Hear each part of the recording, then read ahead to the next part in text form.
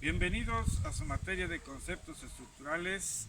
En esta ocasión vamos a abordar la lección número 3. Vamos a ver la unidad número 3 rápidamente y la unidad número 4. Requerimientos estructurales, cargas y apoyos. Los temas que vamos nosotros a abordar van a ser el equilibrio, la estabilidad, la resistencia y deformación, funcionalidad, economía y estética, estructura óptima, cargas muertas, cargas vivas, cargas dinámicas y tipos de apoyo. Y vamos nosotros a resolver un problemita muy sencillo acerca de lo que son la aplicación de las ecuaciones del equilibrio estático. Iniciamos.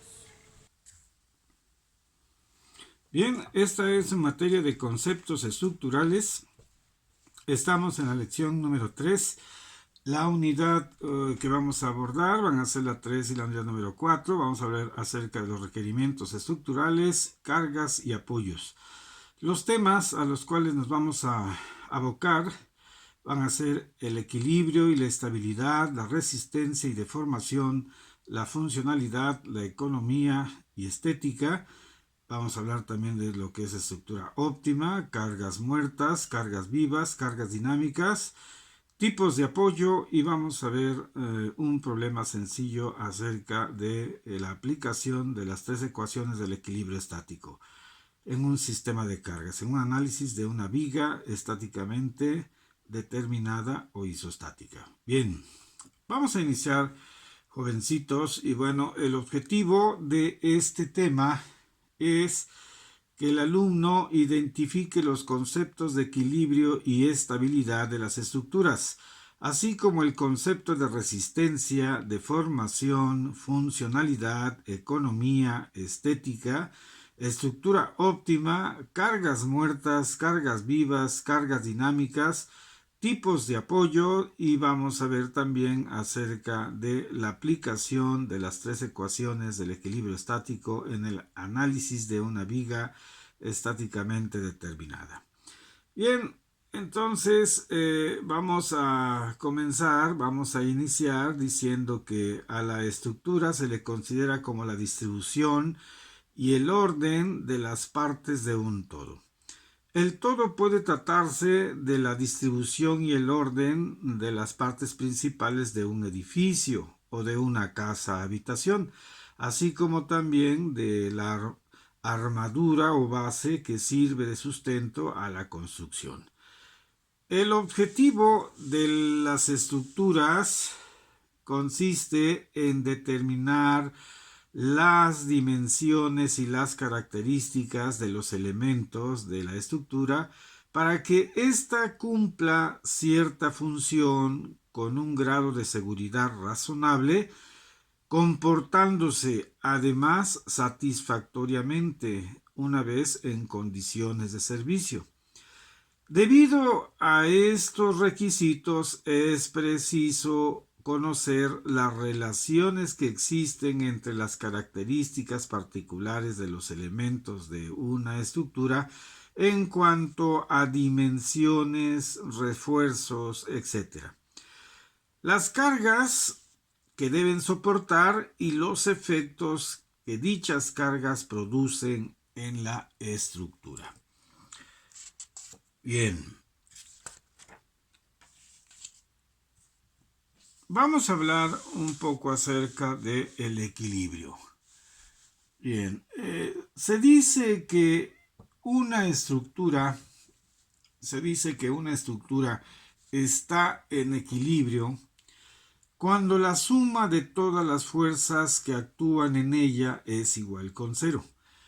Existen dos clases de equilibrio, el equilibrio estático y el equilibrio dinámico. El equilibrio estático. Bueno, este tipo de equilibrio hace referencia a cuando una estructura se encuentra en equilibrio bajo las acciones de las cargas como lo es el peso propio de los elementos estructurales y las cargas propias debido a la función de esa estructura, como los muebles, equipos y personas. El equilibrio dinámico hace referencia al equilibrio de la estructura cuando responde a un movimiento o vibración propiciado por algún fenómeno natural. Este puede ser por un terremoto, el viento, etcétera, etcétera, etcétera, etcétera, o por efectos de equipos o maquinaria que produzcan en la estructura vibraciones. Bien, de la estabilidad. Bueno, la estabilidad estructural se refiere a la capacidad de una estructura bajo las fuerzas que actúan sobre ella de alcanzar un estado de equilibrio mecánico.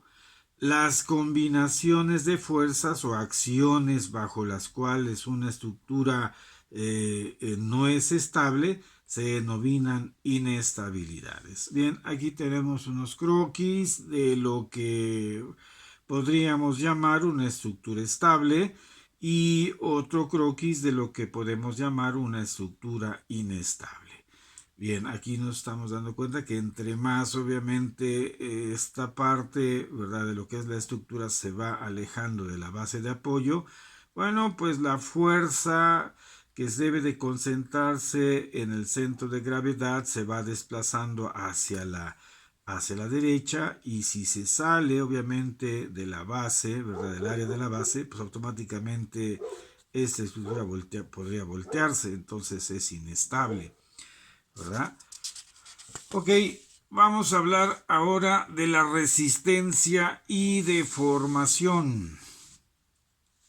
Bueno, en cuanto a la resistencia y deformación, podemos decir lo siguiente, fíjense bien. La resistencia de una estructura se refiere a la integridad de la estructura y de cada una de sus partes, es decir, no debe existir peligro de fallas, debiéndose utilizar material de calidad y cantidad suficiente para soportar las cargas a las que estará sometida, sin sufrir deformaciones considerables que puedan rebasar los límites elásticos de los elementos, produciendo fallas en los mismos.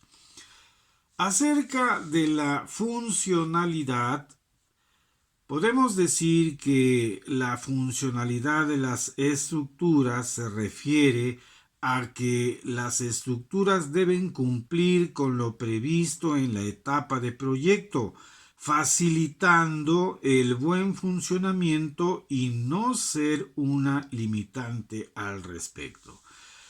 Bien, en cuanto a economía, la economía de las estructuras se refiere a que éstas deben ser creadas como la mejor solución, teniendo el máximo rendimiento con un consumo óptimo de materiales, considerando desde luego el mantenimiento.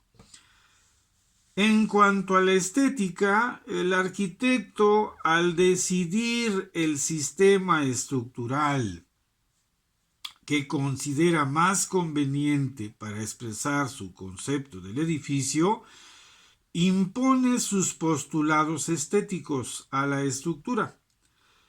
Independientemente de ello, por tratarse de un hecho formal, la estructura es de por sí portadora de emociones estéticas. Bien, estructura óptima. El arquitecto, durante el proceso de diseño, debe crear o inventar la estructura y darle proporciones correctas, capaces de resistir cargas, sin que exista deformación excesiva de una de las partes con respecto a otra. Por ello, la función de una estructura consiste en transmitir las fuerzas de un punto a otro en el espacio, resistiendo a su aplicación sin perder la estabilidad. Por lo tanto, podemos decir que las exigencias básicas para lograr una estructura óptima son, bueno, trabajar en que esa estructura tenga equilibrio, estabilidad, sea resistente, tenga funcionalidad, sea económica y estética. Esas son las características que debe tener lo que es una estructura óptima. Entonces el arquitecto debe abocarse en tratar de que todas las estructuras, obviamente, que diseñe tengan todas estas características: equilibrio, estabilidad, resistencia, funcionalidad, economía y estética. Bien, vamos a hablar un poco acerca de la seguridad de las estructuras.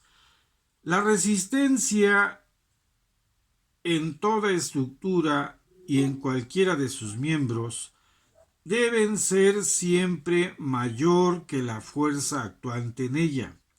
Para esto es preciso que se tenga en cuenta todos los efectos de las cargas que especifica el reglamento y que son las siguientes. Vamos a ver aquí: acciones permanentes. Las acciones permanentes son las que actúan en una estructura en forma continua y cuya intensidad se considera que varía muy poco con el tiempo.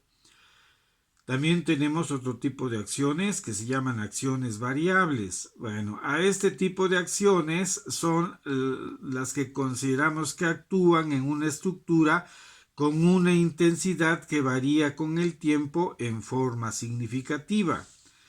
Y tenemos otro tipo de acciones también que afectan a las estructuras, que son las acciones accidentales. Bueno, las acciones accidentales son las que actúan en la estructura con intensidades significativas solamente durante cortos espacios de tiempo. Bien, con respecto a las acciones permanentes, bueno, dentro de este tipo de acciones que consideramos permanentes, quedan comprendidas dentro de esta categoría las siguientes. Y aquí tenemos nosotros a las cargas muertas. ¿Qué son las cargas muertas?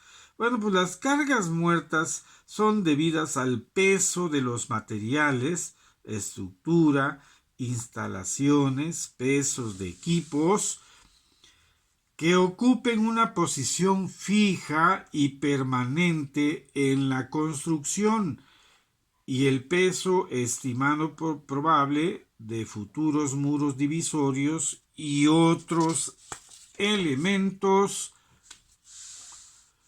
no estructurales que puedan colocarse posteriormente. Estas cargas se pueden determinar con un alto grado de precisión. Ahora, otro tipo de cargas que quedan dentro de las acciones permanentes son estas que estamos mencionando aquí en este inciso B: el empuje estático de sólidos o líquidos de carácter permanente en las estructuras. Otro tipo de acciones permanentes son los desplazamientos y deformaciones impuestos a la estructura. Bien, ahora vamos a hablar acerca de las acciones variables. Las acciones variables, ¿verdad?, comprendidas dentro de esta categoría son las siguientes. Aquí tenemos nosotros, inciso A, la carga viva. Bien, la carga viva es debida al peso de las personas, muebles, maquinaria no fija, no permanente y artículos diversos en un edificio. También se pueden considerar los efectos producidos en una estructura por cambios de temperatura cuando la expansión o contracción son impedidos. También podemos considerar dentro de las acciones variables el peso de la nieve. Es muy importante tener en cuenta que el peso de la nieve recién caída pesa aproximadamente 85 kilogramos por cada metro cúbico, mientras que la nieve ya compacta pesa alrededor de 160 kilos por metro cúbico. Bien, dentro de las acciones variables también consideramos las deformaciones y hundimientos diferenciales que con el tiempo tengan una intensidad variable. También dentro de las acciones variables podemos considerar los efectos de equipos y maquinaria que produzcan acciones dinámicas en la estructura debido a vibraciones, impacto y frenaje. Estas cargas pueden ser aplicadas lentamente o en forma repentina, variando considerablemente en magnitud. Bien, vamos a hablar ahora acerca de las acciones accidentales. Bueno, dentro de este tipo de acciones que se consideran accidentales están o se consideran las siguientes categorías. Fíjense bien, vamos a hablar aquí de el sismo que es debido a las acciones dinámicas o sus equivalentes estáticos. También consideramos aquí dentro de acciones accidentales a los vientos. Los vientos son acciones estáticas y dinámicas debidas al viento. Sus velocidades son el promedio que se presentan durante un intervalo de tiempo determinado, dependiendo también de la cercanía o lejanía a lo largo de la costa. Principalmente este tipo de fenómenos, ¿verdad? Son importantes aquí en el Golfo de México. ¿Sí? Muy bien. Otro tipo de consideraciones acerca de lo que son las acciones accidentales son las siguientes. Fíjense bien. Tenemos también que las explosiones, incendios y otras acciones que puedan ocurrir, ¿verdad?, en los edificios en casos extraordinarios pueden considerarse como acciones accidentales. Muy bien. Vamos ahora a hablar acerca de los tipos de apoyos en las estructuras. Bien, vamos a empezar con describir a los apoyos móviles.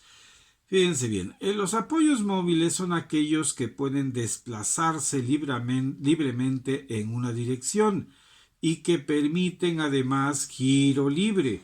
Por lo tanto, tendrán restricción al desplazamiento en una sola dirección, que es la dirección de la línea de acción de su reacción, y se representan de la siguiente manera. Fíjense bien, aquí tenemos nosotros cómo se dibuja lo que es un apoyo móvil. Aquí tenemos nosotros, ¿verdad? Este sería una viga, se está apoyando aquí en este circulito, que es la manera de cómo representamos al apoyo móvil. Aquí está una base de apoyo, ¿verdad? Y desde luego, bajo la acción de lo que se pueda producir arriba de esta viga, ¿verdad?, nosotros tenemos que la acción que va a generarse va a ser, si la fuerza va a actuar de arriba hacia abajo, bueno, pues va a haber una acción, una reacción de abajo hacia arriba. Aquí se produce, ¿verdad?, una reacción. Aquí no podemos decir que hay otra reacción en el sentido horizontal. ¿Por qué razón? Porque es un circulito, aquí estamos diciendo que es móvil, entonces no hay restricción al desplazamiento horizontal. Entonces no se puede producir por aquí ninguna reacción en ese sentido, en el sentido horizontal. Bien, otra manera de cómo podemos nosotros dibujar lo que es un apoyo móvil sería esta. Fíjense bien, un triangulito, dos bolitas aquí, y esto nos da una idea, obviamente, de que esta estructurita, bueno, pues tiene movimiento en el sentido horizontal, o sea, no hay restricción, ¿verdad? No hay nada que lo restrinja a que se pueda mover en el sentido horizontal. Hay restricción en el sentido vertical porque, pues bueno, aquí hay una base de apoyo y obviamente si esta estructurita quisiera obviamente desplazarse hacia abajo, bueno, pues aquí se va a encontrar que donde se está apoyando, ¿verdad? Aquí hay una reacción que está propiciando que no, obviamente que no se desplace, ¿verdad?, hacia abajo en el sentido vertical. Entonces aquí hay una reacción, ¿verdad?, y es la única reacción obviamente que se genera en este tipo de apoyos. Bien, vamos a ver otro tipo de apoyo que normalmente nosotros tenemos en las estructuras, que son los apoyos libres. Este tipo de apoyo restringe el desplazamiento lineal en las dos direcciones X y Y, permitiendo el giro libre, por lo que tiene dos componentes de reacción, como se muestra en esta figura. Fíjense bien. Aquí nosotros tenemos que, bueno, esta viguita que está aquí se está apoyando sobre lo que es esta base, y que desde luego, bueno, aquí hay una reacción en el sentido vertical, ¿verdad? Si esta viga tendría que desplazarse de arriba hacia abajo, bueno, pues lo va a impedir el apoyo. Hay una reacción de abajo hacia arriba. Y también, bueno, no se puede desplazar en el sentido horizontal porque, pues bueno, aquí también está restringido el desplazamiento, ¿verdad? O sea, si se quisiera desplazar en sentido horizontal, se va a encontrar que este tipo de apoyo ofrece una reacción en el sentido horizontal, ¿verdad? Bien, ese sería lo que llamamos nosotros como apoyo libre. Bien, tenemos otro tipo de apoyo que le llamamos empotramiento perfecto. Bien, el empotramiento perfecto es aquel que restringe totalmente el desplazamiento tanto lineal como angular, por lo que tendrá tres componentes de reacción. Fíjense bien, aquí nosotros tenemos que esta viguita, ¿verdad? Aquí sería una viguita, está empotrada en una pared, ¿verdad? Y entonces tenemos nosotros que si hubiera alguna acción en el sentido horizontal, aquí se va a encontrar con una reacción. Si aquí hubiera quisiera desplazarse obviamente en el sentido vertical, este apoyo va a generar lo que es una reacción, en el sentido contrario, en el sentido vertical. Y también, obviamente, bueno, pues si aquí hubiera un momento, o sea, que se hubiera que voltearse, ¿verdad? Girar la estructura en este sentido, bueno, pues eso no lo va a permitir, porque aquí se va a generar otro momento de reacción que va a impedir, obviamente, que la estructura gire, ¿verdad? O sea, se restringen totalmente los desplazamientos, es decir, tanto lineales como angulares. Muy bien, estas son las características del empotramiento perfecto. Vamos a ver otro tipo de apoyo aquí, que es el que se llama apoyo guiado. Bueno, este tipo de apoyo que se considera como apoyo guiado, ¿verdad? En este tipo de apoyos el giro no se permite, pero sí se permite el desplazamiento. Bueno, pues aquí nada más la única posibilidad que haya, ¿verdad? Aquí, obviamente, aquí hay un elemento de la estructura, hay un desplazamiento nada más en el sentido vertical. No hay posibilidades de giro en ningún sentido. ¿De acuerdo? Hay una posibilidad nada más de desplazamiento. Y hay otro tipo de apoyo que se considera, que se llama articulación. Bueno, pues la articulación permite el movimiento y desplazamiento, ¿verdad? Puede transmitir fuerzas, pero no puede transmitir momentos. Bien, esta es una articulación, aquí la podemos representar de esta manera. Si nosotros queremos jalar de esta parte, bueno, pues se va a transmitir la fuerza, ¿verdad? Para este lado, si queremos jalar para este lado, se va a transmitir el movimiento. Pero si queremos nosotros aplicar aquí una fuerza en el sentido vertical para transmitir un momento de este lado, pues no se va a permitir. ¿Por qué? Porque aquí hay esta articulación que va a hacer que obviamente no haya ninguna restricción. Entonces, eso es lo que así va a trabajar lo que es una articulación. Permite el movimiento, puede transmitir fuerzas, pero no puede transmitir momentos. Muy bien. Bueno, ahora vamos a hablar un poco acerca de la representación esquemática de las cargas.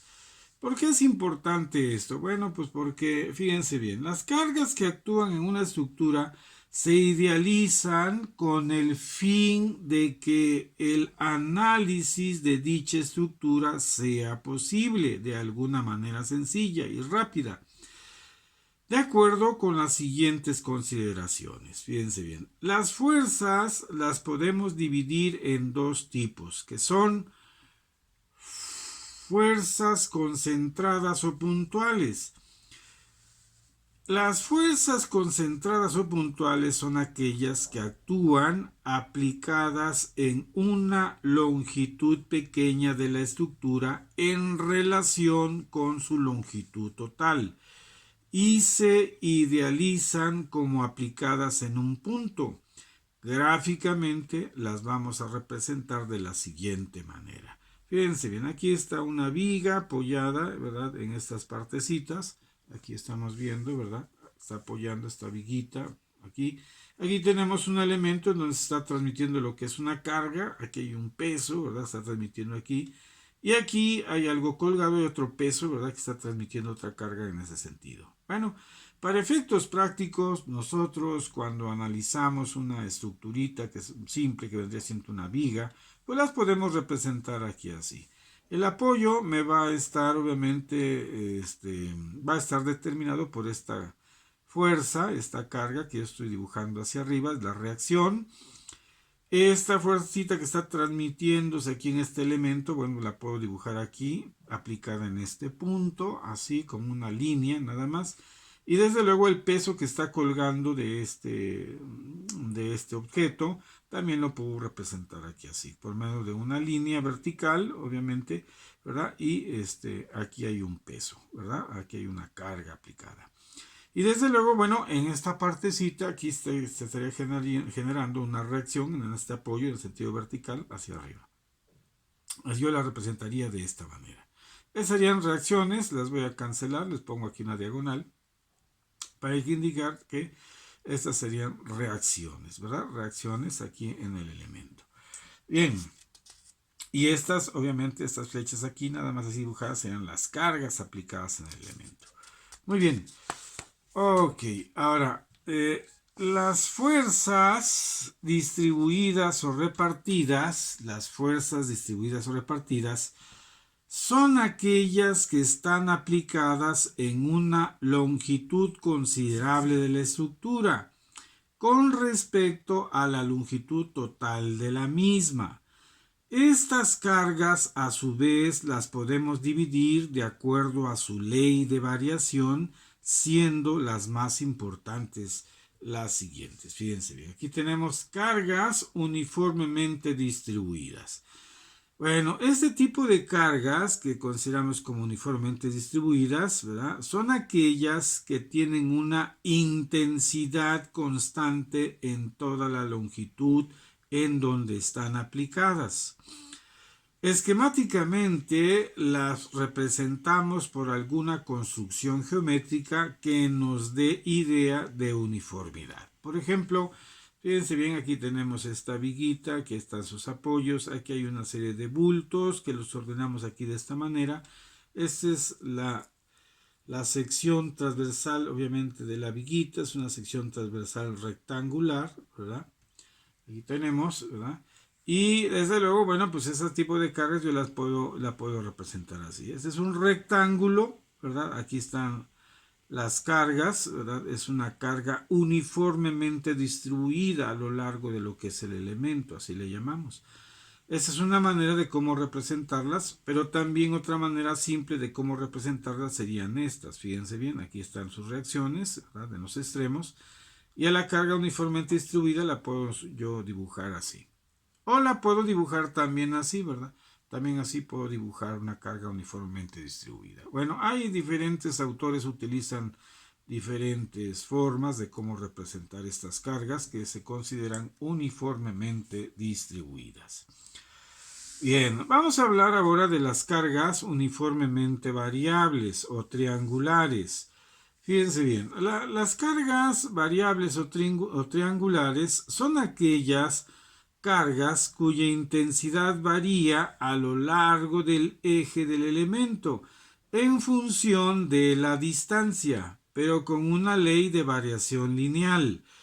Esto de acuerdo con una ecuación de primer grado. Bueno, aquí tenemos nosotros que este sería, vamos a decir, pues un recipiente o una alberca que hay agua y obviamente más o menos sería la manera de cómo varían las presiones del agua de acuerdo a la profundidad, ¿verdad? Así más o menos tendrían una forma así, ¿verdad? Pero bueno, aquí tenemos una estructura aquí en donde nosotros tenemos una serie de cargas que pueden tener esta forma y entonces yo puedo aquí representarlas como una carga triangular, una carga uniformemente variable, ¿verdad? Una carga triangular. Aquí está la longitud del elemento, ¿verdad? Y este sería la intensidad de la carga que va variando, ¿verdad? Desde menos hasta más, hasta un valor máximo, ¿verdad? Pero nosotros obviamente podemos calcular cualquier intensidad de esta carga en cualquier punto. Por ejemplo, aquí en este, ¿cómo puedo calcular yo la intensidad de la carga en este punto? Bueno, pues aquí le voy a llamar Wx, sería una carga en este punto, ¿verdad? Y entonces yo por una regla de 3 la puedo determinar de la siguiente manera. Fíjense bien, este cateto que le estoy llamando, ¿verdad? De este triángulo rectángulo, ¿verdad? Aquí hay dos triángulos. Aquí vamos a hacer comparación de triángulos. Fíjense bien, estos triángulos, este pequeño que está aquí así, con este grande que está aquí así. Son triángulos rectángulos, ¿verdad? Aquí voy a dibujar aquí un cuadrito para indicar que son triángulos rectángulos. Hay una ley de variación, ¿verdad? Una ley de variación uniforme y aquí yo voy a calcular esta intensidad que le voy a llamar Wx. Bueno, pues ¿cómo calculo esta intensidad de la carga? Pues voy a decir nada más Wx es a W sub 0. Vamos a hacer una relación de triángulos semejantes. Wx es a W sub 0. Aquí está en esta expresión, ¿verdad? Como X es a toda la longitud, ¿verdad? Esta longitud que da X es la base de este triángulo pequeño, es a la base de todo este triángulo mayor, que es L. Entonces, X es a L. Entonces, de esta relación yo puedo despejar lo que es la intensidad de carga Wx y entonces me quedaría Wx va a ser igual a W0 por X, aquí está W sub 0 por X entre L. De esta manera yo puedo calcular la intensidad de la carga en cualquier punto, ¿no? En cualquier punto que yo quiera. Puedo calcular cuál es la intensidad de la carga. Desde luego, bueno, aquí estoy viendo que esta carga va variando de menos a más. Aquí va a tener un valor máximo, ¿verdad? Muy bien. Ok, bueno. También las cargas, bueno, las cargas pueden ser trapezoidales. Las cargas trapezoidales, pues bueno, este tipo de cargas se pueden representar y resolver mediante cargas uniformemente variables y cargas uniformemente distribuidas. Fíjense bien, por ejemplo, esta, ¿no? Es una carga trapecial. Bueno, pues yo la puedo dividir en esta, que vendría a ser una carga uniformemente variable, es una triangular, aquí está una triangular, y esta que está al centro, que vendría siendo una carga uniformemente distribuida. Esta es una carga de aquí hasta acá, una carga uniformemente distribuida. Entonces, estas dos que están aquí en los extremos serían cargas uniformemente variables, y esta que está al centro sería una carga uniformemente distribuida. Muy bien, bueno, en una estructura también puede ser cargada con un momento concentrado, como se observa en la siguiente figura. Fíjense bien, aquí tenemos nosotros una viguita, en donde aquí en un punto hay este elemento, de aquí hay una polea, hay una cuerda, ¿verdad? Sí, aquí una polea y de aquí está pendiendo lo que es un peso. Esto me está produciendo que la estructura gire en ese sentido, se está generando obviamente, ¿verdad? Un momento en este sentido va a propiciar una fuerza de volteamiento de la estructura en este sentido. Y entonces aquí, bueno, hay otro elemento, aquí hay una cuerda, aquí hay otra polea, de aquí pende lo que es un peso, y desde luego también esta estructurita aquí se está generando lo que es un momento también, o sea que está actuando en este sentido, va a hacer obviamente que la estructura gire, obviamente en ese sentido, ¿verdad? Entonces aquí hay un momento concentrado, decimos nosotros que hay un momento concentrado. Muy bien, bueno, a continuación nos introduciremos en el estudio del equilibrio estático de las estructuras, por lo que procederemos a analizar y diseñar una estructura simple que corresponde a una viga simplemente apoyada o estáticamente determinada. También se le llama isostática, de la siguiente manera. Las vigas se pueden clasificar por su comportamiento estructural en aquellas que se pueden resolver por medio de las ecuaciones del equilibrio estático, sería un primer tipo, ¿verdad? Y otro tipo serían aquellas que no bastan con las ecuaciones del equilibrio estático para resolverlas. Bueno, vamos a referirnos a las primeras. Fíjense bien, las primeras se les llama, ¿verdad? También vigas estáticamente determinadas o isostáticas. Y a las segundas, ¿verdad? A las que cuando no bastan las ecuaciones de equilibrio estático para resolverlas, a esas se les llaman vigas estáticamente indeterminadas o hiperestáticas. Vamos a ver cuáles son las ecuaciones del equilibrio estático en un plano XY. Fíjense bien. Las ecuaciones del equilibrio estático me dicen que en un sistema de cargas, ¿verdad? La sumatoria de fuerzas en el sentido horizontal debe ser igual a cero para que el sistema permanezca en equilibrio. Pero también debe de considerarse que la sumatoria de fuerzas en el sentido vertical, en el sentido de las Y, también sea igual con cero para que el sistema permanezca en equilibrio. Y también, ¿verdad? Una tercera ecuación me dice que la sumatoria de momentos en el sistema también debe ser igual a cero para que el sistema permanezca en equilibrio. Bueno, vamos a ver, primeramente vamos a diferenciar las vigas estáticamente determinadas de las vigas estáticamente indeterminadas, ¿verdad? Vamos a hablar de las dos, pero vamos a establecer una diferencia. Vamos a referirnos a las primeras. Vamos a hablar de las vigas estáticamente determinadas o isostáticas. Bien, fíjense bien. Aquí tenemos una estructura. Aquí tenemos una viga, una pequeña estructura, una viga. Aquí hay un apoyo fijo, un apoyo móvil. Aquí se genera lo que es una reacción vertical, una reacción horizontal. Aquí esta reacción estamos llamando R a Y. Aquí una carga puntual P. Aquí otra reacción RB. Bueno, aquí en esta pequeña estructurita, que es una viga estáticamente determinada, decimos que es isostática, que es estáticamente determinada, porque fíjense bien, aquí sucede lo siguiente. Tenemos dos incógnitas, aquí tenemos, ¿cuáles son las incógnitas? La reacción en AY y la reacción en BY. Tenemos dos incógnitas. ¿Y cuántas ecuaciones tenemos para poder resolver, obviamente, para encontrar, obviamente, nuestras incógnitas? Pues tenemos tres. Bueno, pues entonces aquí nos bastan nada más con dos ecuaciones, ¿verdad? Si a 2 le restamos 2, bueno, pues entonces aquí nos da 0 y entonces se puede resolver este sistema aplicando, obviamente, las ecuaciones del equilibrio estático. Aquí tenemos, ¿verdad? Bien, este es un ejemplo 2, fíjense bien, aquí tenemos otra viguita con una carga así en diagonal, esta es una carga P, aquí tenemos, están generando en el sistema esta reacción vertical, ¿verdad?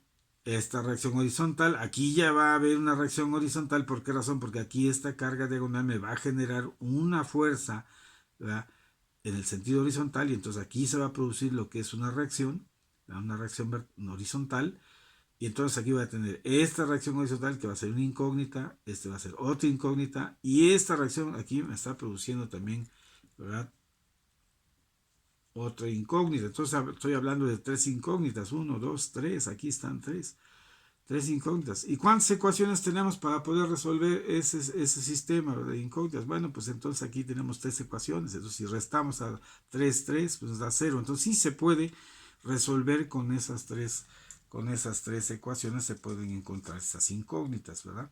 Entonces decimos que la viga es estáticamente determinada, o sea, sí se puede resolver. Con las tres ecuaciones del equilibrio estático podemos resolver esta viga. Muy bien, aquí tenemos nosotros otro ejemplo, esta es una viga, estas vigas que estamos aquí son vigas libremente apoyadas, así les llamamos. Aquí tenemos una viga en cantilever, esta es un empotramiento, aquí hay una parte, ¿verdad?, que está saliendo. Aquí hay una carga que se está aplicando a esta viguita. Y aquí se está generando, fíjense bien, una reacción en el sentido horizontal. Esta tiene dos componentes, esta carga, una en el sentido vertical y otra en el sentido horizontal. Bueno, pues aquí están generando una reacción horizontal, una reacción vertical, pero también esta carga me va a producir un momento, que es un desplazamiento de la estructura en este sentido. Bueno, pues aquí va a haber una reacción al desplazamiento, al movimiento, ¿verdad? Al momento este que está generando aquí, hay una reacción, ¿verdad? Entonces tendría yo aquí una, dos, tres incógnitas.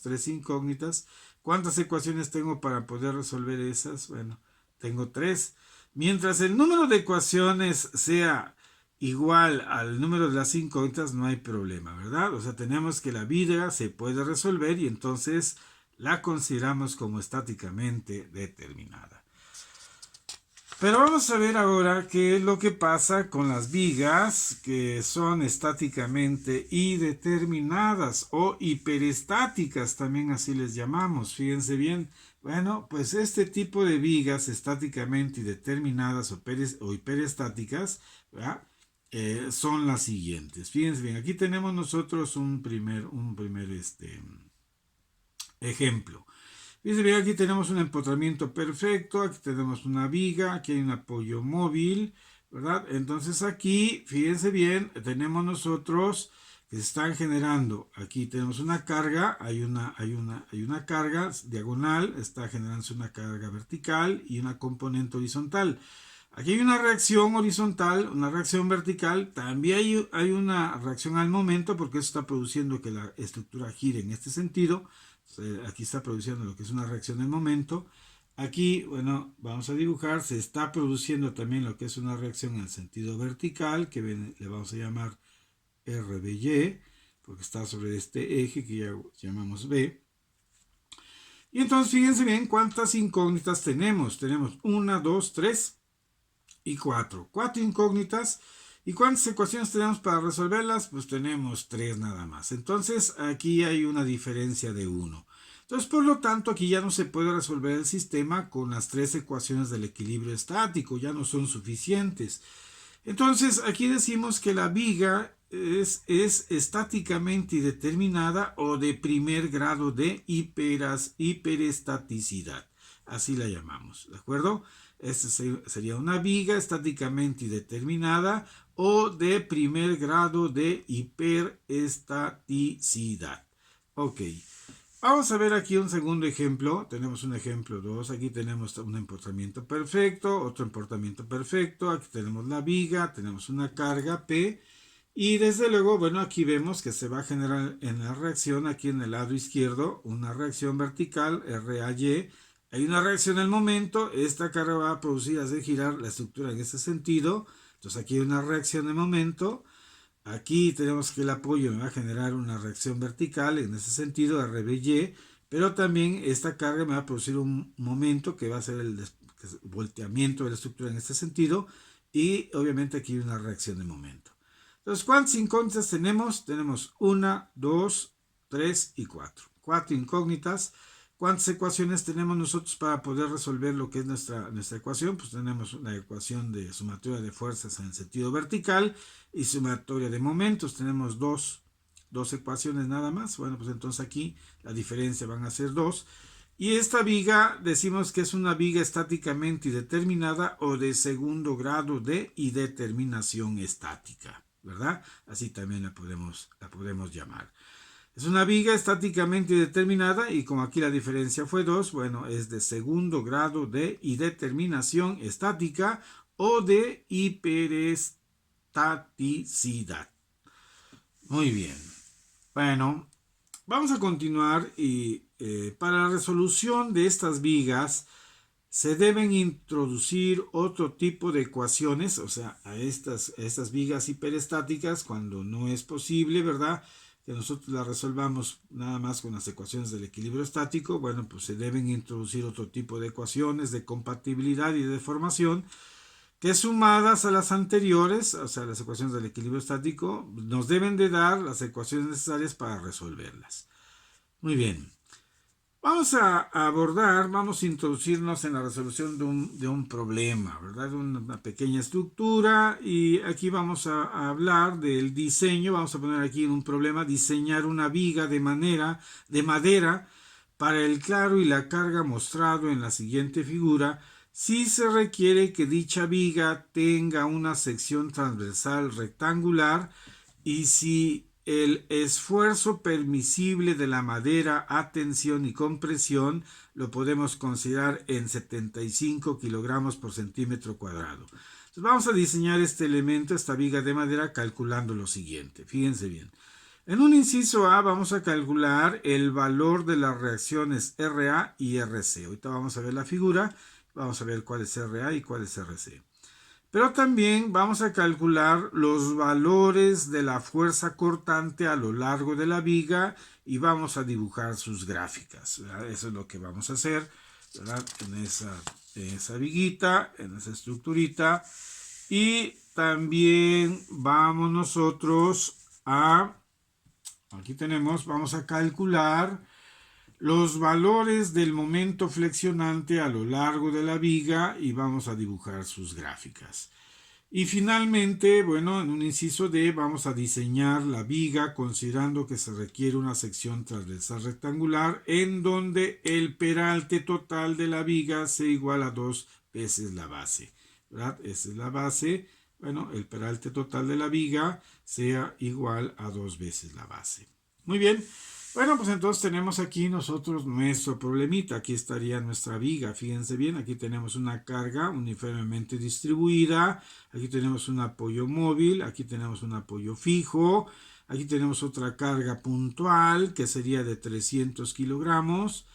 Esta carga uniformemente distribuida tiene una intensidad, ¿verdad?, constante de 200 kilogramos por cada metro. Las dimensiones, ¿verdad?, aquí de nuestra viga serían de aquí hasta acá, donde llega la carga uniformemente distribuida, 5 metros. De aquí hasta acá 5 metros y de aquí hasta acá serían 4 metros. Muy bien, entonces vamos a hacer la solución de este problemita. Y primeramente vamos a calcular el valor de las reacciones RA y RC, considerando lo siguiente. Fíjense bien. Centro de gravedad. Vamos a ver qué es lo que consideramos como centro de gravedad. Bueno, consideramos como centro de gravedad de un cuerpo el punto donde se concentra el peso del cuerpo. Eso es lo que vamos nosotros a tomar como centro de gravedad. Entonces, fíjense bien que para nuestras cargas uniformemente distribuidas vamos a tener que localizar ese punto que le vamos a llamar centro de gravedad. Normalmente en las cargas uniformemente distribuidas, como las representamos nosotros como un rectángulo, pues el centro de gravedad será al centro. Fíjense bien, si este es L, de aquí para acá vale L, bueno, pues aquí en L sobre 2, aquí va a estar el punto donde pasa esta fuerza equivalente a la uniformemente distribuida que consideramos nosotros aquí este punto como centro de gravedad. Muy bien, esas serían las cargas uniformemente distribuidas. Ahora, en las cargas uniformemente variables o triangulares, nosotros vemos que los centros de gravedad normalmente ese punto se encuentra a una longitud L sobre 3. Si esta distancia desde aquí hasta acá vale L, entonces desde aquí hasta acá vale L sobre 3. Entonces aquí tenemos que el centro de gravedad está aquí. Vale L sobre 3. Esto sucede en las cargas triangulares o uniformemente variables. Muy bien, ahora vamos a ver lo que es el concepto de momento. Estos conceptos tenemos que verlos antes de que iniciemos la resolución de la viga porque los vamos a aplicar. Entonces vamos a ver el momento. Bueno, se considera como momento a la fuerza de volteamiento producida por la acción de una fuerza a través de una distancia, a la cual se le llama brazo de palanca. Entonces el momento lo podemos decir que es igual a una fuerza por el brazo de palanca. Fíjense bien, yo quiero tomar momentos con respecto a este eje, el eje A. El momento que me está produciendo esta fuerza es el producto de la fuerza, que es un valor de P, por el brazo de palanca, que es la distancia que hay desde aquí hasta acá. Esta distancia debe ser medida en forma perpendicular a la directriz de la carga. Entonces aquí tengo que el momento va a ser igual a la fuerza por el brazo de palanca. Y aquí apuntamos que la distancia debe medirse en forma perpendicular a la directriz de la fuerza. Entonces, para encontrar el valor de las reacciones, aplicamos las ecuaciones del equilibrio estático. Aquí están nuestras ecuaciones, las volvemos a dibujar acá, a escribir. Sumatoria de fuerzas en el sentido de las X es igual con 0. Sumatoria de fuerzas en el sentido de las Y igual con 0. Y sumatoria de momentos en el sistema es igual con 0. Para determinar el valor de la reacción en C, vamos a aplicar la ecuación número 3. Aquí vamos a aplicar la ecuación de sumatoria de momentos debe ser igual a 0 en el sistema. Entonces, vamos a ver aquí, vamos a tomar momentos en el sistema con respecto al apoyo situado sobre el eje A, al cual denominaremos sumatoria de momentos con respecto a A. Eso tiene que ser igual con 0. considerando momentos positivos. Aquí este es un criterio de signos. Vamos a considerar momentos positivos a los que actúan en el sentido en el que giran las manecillas del reloj. Vamos a decir todos los momentos que estén propiciando un volteamiento de la estructura en este sentido en el que giran las manecillas del reloj, van a ser positivos. Desde luego, los que estén actuando al contrario van a ser negativos. Muy bien, entonces vamos a formular a continuación una ecuación. Fíjense bien. La vamos a hacer de la siguiente manera. Aquí tenemos nuestra estructurita, aquí tenemos nuestra viguita y aquí tenemos lo siguiente. Fíjense bien, aquí nosotros tenemos que vamos a dividir nosotros a nuestra viga en diferentes tramos de estudio. ¿Por qué razón? De acuerdo a cómo se encuentran obviamente las cargas aquí, ¿verdad? Distribuidas a lo largo de esta viga. Entonces, si aquí, desde esta parte que es la parte izquierda de la viga, vamos viendo que aquí hay unas condiciones de cargas, una carga uniformemente distribuidas, aquí se termina. Bueno, pues a este punto le voy a llamar eje A y aquí con empieza otra condición de carga le voy a llamar eje B. Entonces aquí hay otra condición de carga en la viga hasta este punto. Aquí hay una reacción, hay otra carga. Entonces aquí le voy a poner eje C. Hay otra condición de carga a partir de aquí hasta acá, hasta que se termina. Entonces aquí en este punto donde se termina le voy a llamar eje D. Entonces voy a establecer estos tres tramos de estudio. Fíjense bien, 1, 2 y 3. ¿Ok? Aquí están marcados eje A, eje B, eje C y eje D. Bien, ahora, esta carga uniformemente distribuida tiene una carga equivalente, aquí que se encuentra el centro, en el centro de gravedad, ¿verdad? Esa carga equivalente a la uniformemente distribuida yo la puedo calcular fácilmente. ¿Cómo la voy a calcular? Multiplicando la intensidad de la carga, que vendrían siendo estos 200 kilogramos por cada metro, por la longitud en la que obviamente está repartida esa carga, que son 5 metros. Entonces, si yo multiplico 200 por 5, esto me va a dar a 1000. 1000 kilos son los que están concentrados aquí en el centro, o sea, a una distancia de 2.5 metros respecto del apoyo. Muy bien, hecha esta consideración, fíjense bien que ya sabemos de dónde sale esta carga equivalente, que son de 1000 kilogramos, ¿verdad? Vamos a hacer nosotros una sumatoria de momentos. Y vamos a decir, vamos a hacer una sumatoria de momentos en el sistema. Vamos a decir, sumatoria de momentos con respecto al eje A. Vamos a tomar momentos con respecto a este eje, al eje A.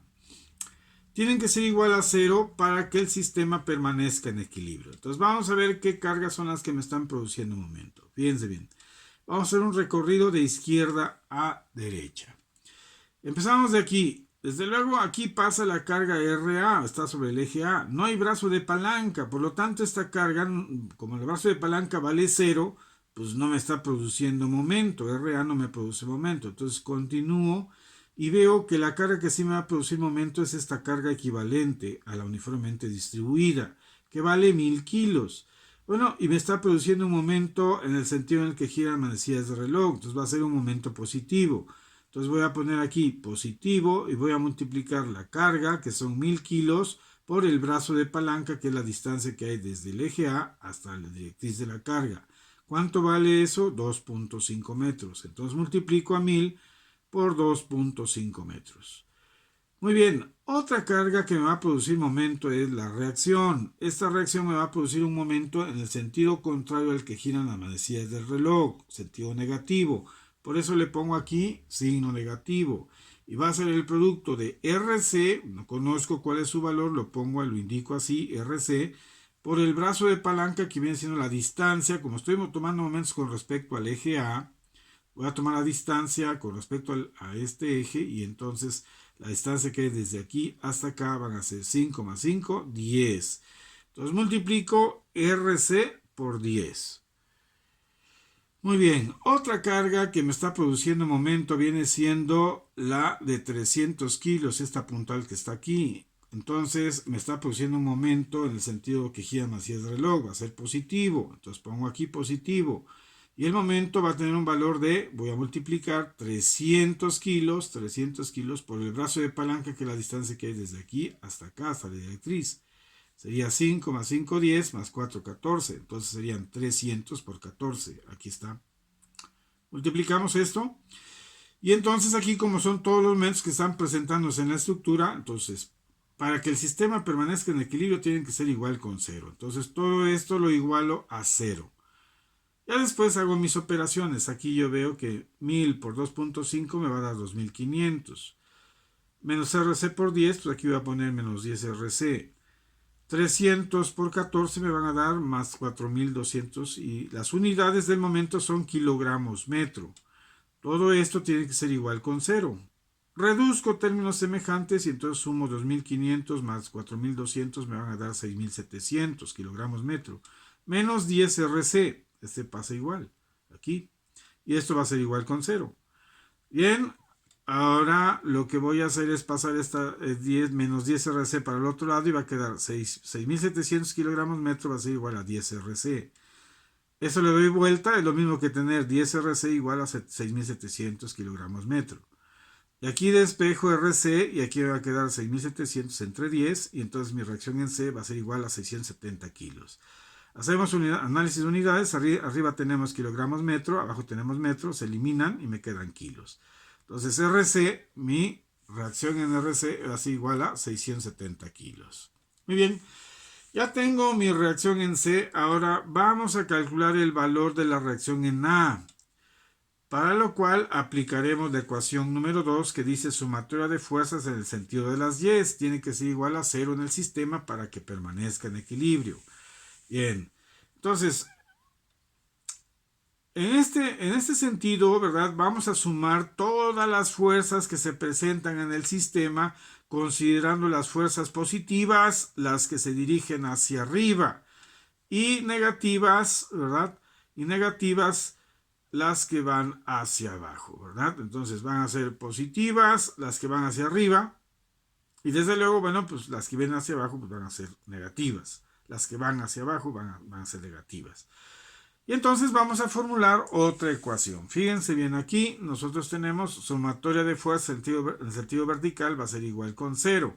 Entonces fíjense bien cómo sale esta ecuación. Vamos a considerar fuerzas. Fíjense bien, aquí está el sistema. Tenemos nosotros que la primera carga haciendo un recorrido de izquierda a derecha, la primera carga va a ser la reacción en A. No la conozco, pues entonces la pongo así, aquí aparece. Más RA va hacia arriba. Ahora veo aquí que otra carga se encuentra, bueno, la equivalente a la carga uniformemente distribuida. ¿Qué valor tiene? 1000 kilos. ¿Para dónde va? Hacia abajo. Entonces va a ser con signo negativo. Entonces aquí la voy a poner. Menos 1000 kilos. Va hacia abajo. Muy bien, continúo con la viga. Aquí yo me voy aquí hasta esta carga que está en la reacción. RC, que ya tiene un valor. Aquí está RC, vale 670 kilos. ¿Para dónde va esta carga? Va hacia arriba, entonces la voy a considerar como positiva. Entonces la pongo aquí, más 670 kilos positivos porque va hacia arriba.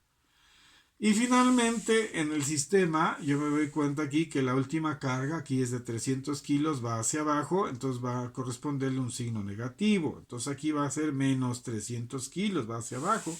La pongo aquí, menos 300 kilos va hacia abajo. Y son todas las cargas que hay en el sistema. Aquí hay todas las cargas que hay en el sistema. Entonces, por lo tanto, aquí en mi ecuación, yo tengo que hacer que toda esta sumatoria de cargas tiene que ser igual con 0 para que el sistema permanezca en equilibrio.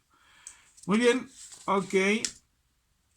Continúo y entonces aquí veo, ¿verdad? Que me va a quedar RA y hago su sumatoria de menos 1000 más 670 y menos 300, esto me va a resultar como menos 630 kilos. Despejo RA y RA va a ser igual a 630 kilos. Muy bien, ese es el valor de mi reacción en A. Entonces, ahora, finalmente, vamos a comprobar que el sistema está en equilibrio y efectuaremos la sumatoria de fuerzas en el sentido vertical y dicha sumatoria deberá ser igual con 0 para que el sistema permanezca en equilibrio. Entonces ya decíamos, nuestro criterio de signos es positivas las que van hacia arriba, negativas las que van hacia abajo. Ese es el sistema. Hago un recorrido de izquierda a derecha y veo cuáles son las cargas que se presentan. Aquí se presenta primeramente RA, que vale 630, va hacia arriba, es positiva. Después tenemos que la carga que se presenta es de 1000 kilos, va hacia abajo, es negativa, menos 1000 kilos. Entonces la siguiente carga que se presenta es la reacción en C, va hacia arriba, vale 670 kilos, es positiva. va a decir 70 kilos. Y finalmente, aquí tenemos la carga de 300, va hacia abajo, la voy a poner con signo negativo porque va hacia abajo. Sumo todas las cargas, aquí sumo primeramente las positivas, me dan 1300, sumo por su parte todas las negativas, me dan también 1300, entonces aquí más 1300 menos 1300 me da 0, y 0 es igual con 0. Por lo tanto, yo puedo decir que el sistema está en equilibrio. Muy bien, jovencitos, este es nuestro problema ya resuelto. Vamos a posteriormente a dejar lo que es un problemita. Pero ahorita las actividades que vamos a plantear, ¿verdad? Para este ejercicio van a ser estas. Actividad número 3, escolarizado, ¿verdad? Para el curso escolarizado. Trabajos de investigación sobre los siguientes temas. Van ustedes a investigar acerca de los sistemas de fuerzas coplanares, fuerzas concurrentes y las fuerzas no concurrentes. Me van a hablar también acerca de las propiedades escalares y vectoriales de las fuerzas, o sea, que es una magnitud escalar, van a describir también qué es una magnitud vectorial. También van a investigarme cuál es el método del paralelogramo para la suma y resta de vectores, en qué consiste, y ponen aquí un ejemplo, ¿verdad? Vamos a poner aquí ejemplos. Vamos a poner ejemplos. Muy bien. Y como cuarto punto van ustedes a investigar acerca de las propiedades de las secciones. Van a hablarme acerca de lo que es el momento de inercia, el momento polar y el radio de giro. Bien, estos son, ¿verdad?, los temas que ustedes me van a investigar y que van a subir, obviamente, a la plataforma en el tiempo que obviamente se ha indicado ahí. Muy bien, eso es todo, jovencitos, por esta ocasión. Nos vemos. Hasta pronto.